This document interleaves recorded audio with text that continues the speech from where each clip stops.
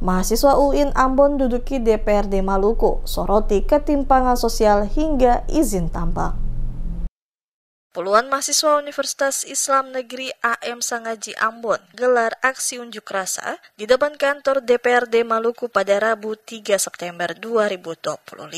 Aksi yang dimulai sejak pukul 14 waktu Indonesia Timur itu dikoordinatori langsung oleh Presiden Mahasiswa UIN Ambon, Safarudin Lakesubun. Dalam orasinya, mahasiswa menuding DPRD Maluku gagal menunjukkan kontribusi nyata terhadap berbagai persoalan masyarakat. Salah satu isu yang disoroti yakni konflik warga Hitu dan Hunut. Selain konflik sosial, massa juga menyoroti persoalan adat, pengelolaan Gunung Botak di Pulau Buru, aktivitas PT Batu Licin di Maluku Tenggara, serta 40 izin pertambangan baru yang akan beroperasi di Maluku.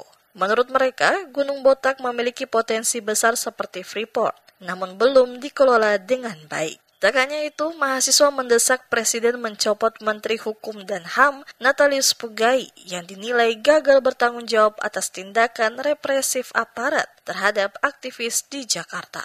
Mereka juga menuntut pembebasan 2 rekan mereka yang ditahan karena menolak aktivitas PT Waranggonda sekaligus meminta izin agar perizinan perusahaan itu dicabut. Ketua DPRD Maluku Ben Hurwatubun bersama sejumlah anggota dewan turun menemui massa aksi dan mendengarkan langsung aspirasi yang disampaikan. Aksi berlangsung dalam suasana tertib dengan pengawalan aparat keamanan.